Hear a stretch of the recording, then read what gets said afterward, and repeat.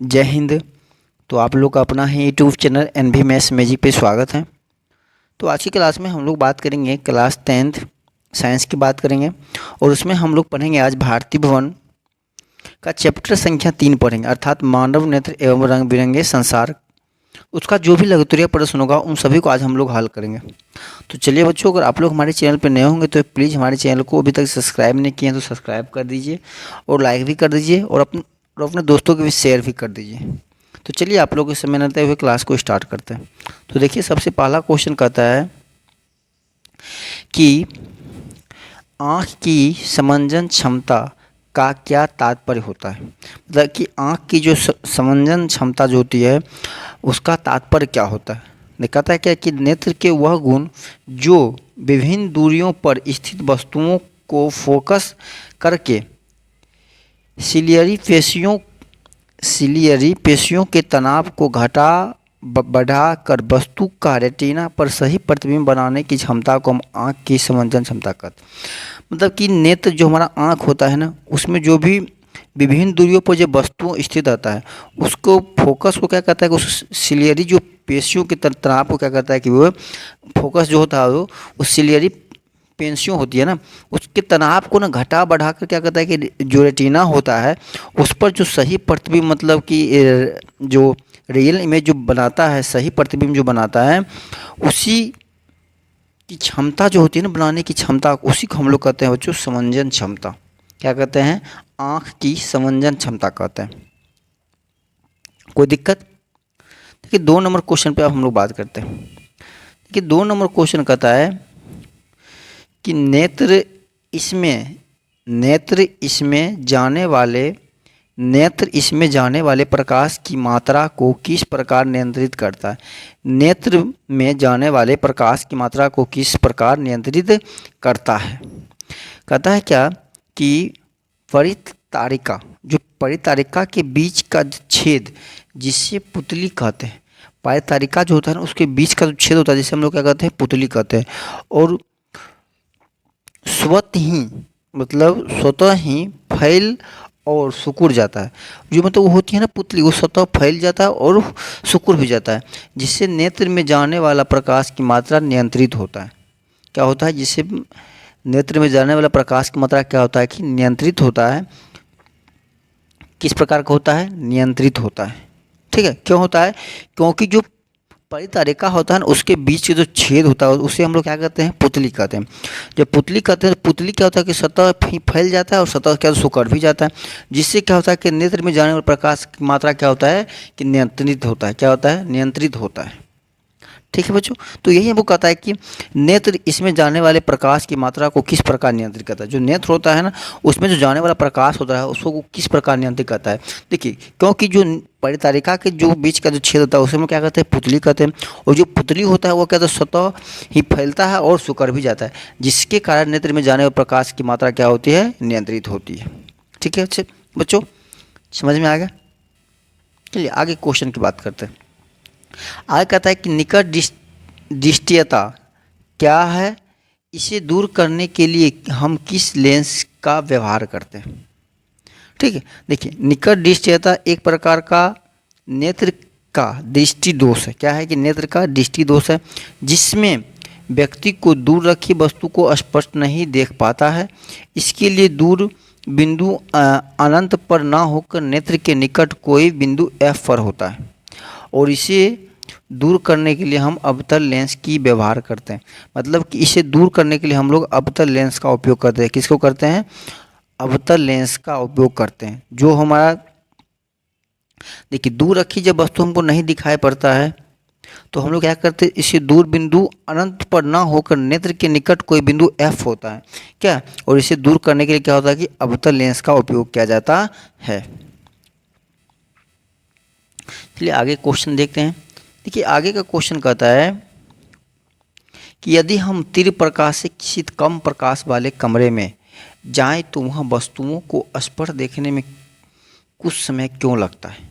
जब कहता है कि यदि हम तीव्र प्रकाश, अब आप कभी भी, आप लोग भी कभी गैस किए होंगे ये बात, जब आप बहुत सा धूप से आते हैं, एकाएक अपने कमरे में जाते हैं तो आपको कमरा में कुछ नहीं दिखाई पड़ता। तो कहता है कि ऐसा क्यों होता है, ऐसा कैसे होता है, आप ये हमें समझाइए।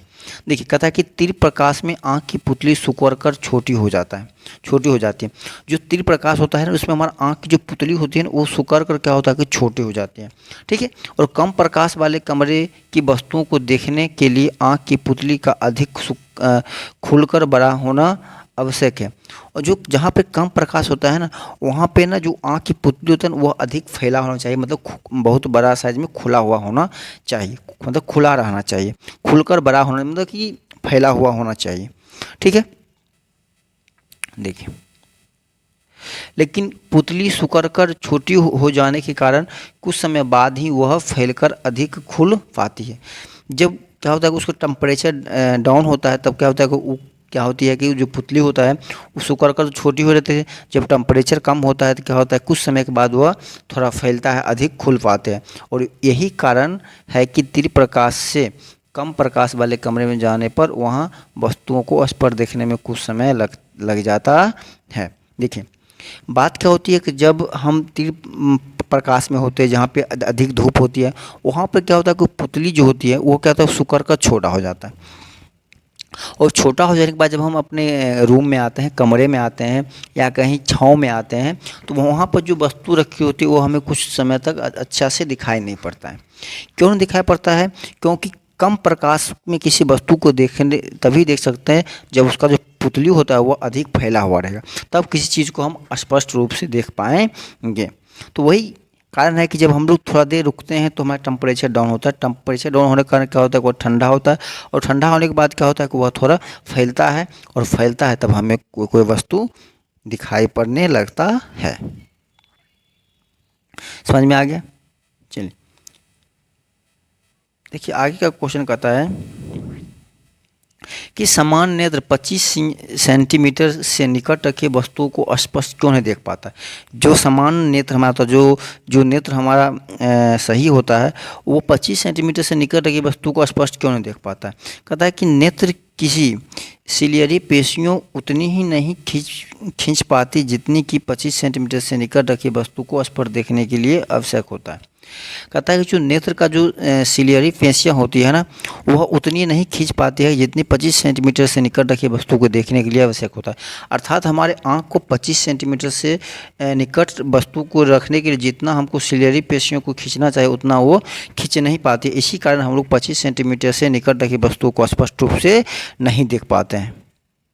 ठीक है बच्चों, चलिए आगे क्वेश्चन कहता है कि नेत्र के दो मुख्य दोषों के नाम लिखे और इनके उपचार के लिए किस प्रकार के लेंस व्यवहार में लाए जाते हैं। कहता है कि नेत्र के मुख्य तो दो दोष होते हैं, एक होता है निकट दृष्टि दोष और दूसरा होता है दूर दृष्टि दोष। निकट दृष्टि दोष के उपचार के लिए अवतल लेंस व्यवहार में लाए जाते हैं एवं दूर दृष्टि दोष के उपचार के लिए उत्तल लेंस व्यवहार में लाए जाते हैं। ये सभी आप लोग भी जानते होंगे। क्या नेत्र लेंस जो हमारा नेत्र होता है वो उसमें क्यों कितने दोष होते हैं? दो दोष होते हैं। कौन? निकट दृष्टि दोष और दूर दृष्टि दोष। ठीक है। और निकट दृष्टि दोष कुछ हमको कहता है कि नेत्र के दो मुख्य दोष जो वही होते हैं तीन: निकट दृष्टि दोष, दूर दृष्टि दोष और जरा दृष्टि दोष।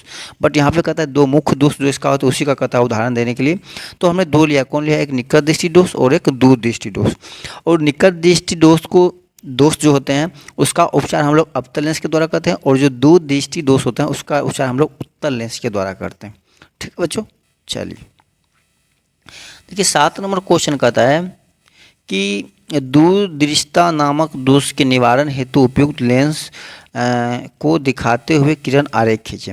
कहता है कि जो उसका जो उपयुक्त लेंस होता है उसको दिखाते हुए किरण आरेख खींचे। तो हमने यहाँ पर ये खींच दिया है, आप लोग इसे देख लीजिए। और इसे आप जो आपका जो भारतीय भवन है उसका पृष्ठ संख्या 54 के चित्र संख्या 3.4C को देखकर भी आप इसे खींच सकते हैं। ठीक है बच्चों, चलिए सिर्फ देखिए इसमें कुछ करना, सिर्फ कहता है कि सिर्फ कहता है इसमें आकृति फिगर बनाने के लिए, और इसमें आपसे कुछ नहीं पूछा जा रहा है। सिर्फ कहता है कि किरण आरेख खींचे। क्या कहता है? जब लेंस का उपयोग करके कहता है किरण आरेख खींचने के लिए। देखिए आगे का क्वेश्चन कहता है, ये बहुत ही वीवीआई क्वेश्चन है बच्चों, बहुत ही वीवीआई क्वेश्चन है ये। इसे तो आप लोग रट ही लीजिएगा, ठीक है बच्चों। कहता है कि तारे क्यों टिमटिमाते हैं, समझाइए। देखिए, कहता है कि पृथ्वी का वायुमंडल में हमेशा अशांत रहता है। जो पृथ्वी का जो वायुमंडल होता है वो क्या होता है, हमेशा अशांत रहता है, ठीक है। और गर्म एवं ठंडी हवाएं बहती रहती है। ठंडी हवाएं की अपेक्षा गर्म हवाएं की घनत्व और आवर्तन कम होता है। जो हमारा ठंडी हवा होती है वो क्या होता है कि गर्म हवाएं के अपेक्षा घनत्व और आवर्तन क्या होता है, कम होता है। इसलिए तारों से देखने वाले तक पहुंचने वाली किरणें वायुमंडल के अपवर्तनांक में होने वाले परिवर्तनों के कारण अलग वगल मुड़ जाते हैं। यहाँ पे थोड़ा मिस्टेक हो गया, ठीक है। होने वाले एक ही एल होगा, होने वाले अगल बगल मुड़ जाती है, अगल बगल क्या होती है, मुड़ जाती है। कभी कभी मध्यवर्ती वायुमंडल में एकाएक परिवर्तन होने के कारण किरणें एक और अधिक विचलित हो जाती हैं, जिससे प्रकाश देखने वाले तक बहुत थोड़े समय के लिए अंशतः या कभी कभी पूर्णतः कट जाती है। इसीलिए तारा कभी कम प्रकाश और कभी अधिक प्रकाश देता हुआ मालूम पड़ता है, यानी टिमटिमाता है, ठीक। देखिए, जनरली इसमें देखिए समझने की बात है कि जब देखिए जो हमारा वायुमंडल है उसमें गर्म हवा भी है और ठंडी हवा भी है। तो जब गर्म हवा की जो अपेक्षा होती है ना, अच्छा, ठंडी हवा की अपेक्षा क्या होता है, गर्म हवा में घनत्व और आवर्तन क्या होता है, कम होता है। कम होने के कारण क्या होता है कि जो प्रकाश की जो किरणें वहाँ से आती है ऊपर से, वह क्या होता है कि कभी इधर मुड़ जाता है, कभी उधर मुड़ जाता है। तो क्या होता है कि पूर्ण रूप से हमारे आँख तक वह किरण नहीं आ पाता है। कभी आता है तो कभी मान लीजिए कि ठंडी हवा आता है, गर्म हवा, तो दोनों क्या है उसका दिशा विचलित होता है। तो दिशा विचलित होने के कारण क्या होता है कि हम लोग को जो प्रकाश की किरण आते हैं वो पूर्णतः हमारे आँखों तक नहीं पहुँच पाता है। अगर आता भी थोड़ा आता है बस तुरंत विचलित हो जाता है, ठीक है।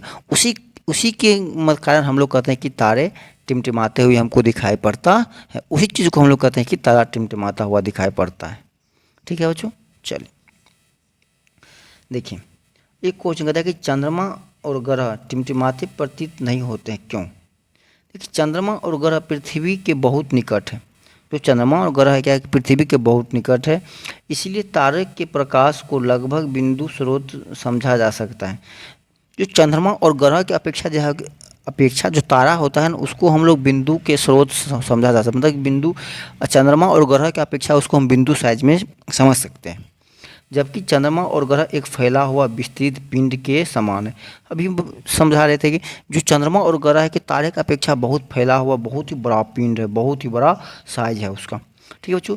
इसीलिए चंद्रमा एवं ग्रह से आती किरणें में वायुमंडलीय या घटबढ़ के कारण वह थोड़ा विचलन मालूम नहीं पड़ता है।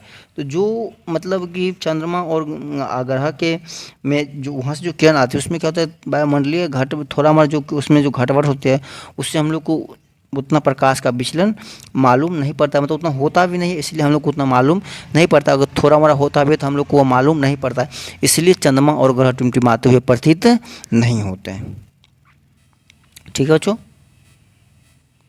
चलिए, ये आपको देखिए 10 नंबर क्वेश्चन कहता है कि सूर्योदय के समय सूर्य रक्ताभ क्यों प्रतीत होता है। देखिए, सूर्योदय के समय सूर्य रक्ताभ प्रतीत होता है क्योंकि सूर्योदय के समय वायुमंडल से होकर सूर्य के प्रकाश को अधिक दूरी तय करनी पड़ती है और इस अधिक कणों से होकर गुजरना पड़ता है, जो मुख्यतः नीले रंग को परिकिरणित कर देता है। अतः जो बचा हुआ प्रकाश हमारी आँखों तक आता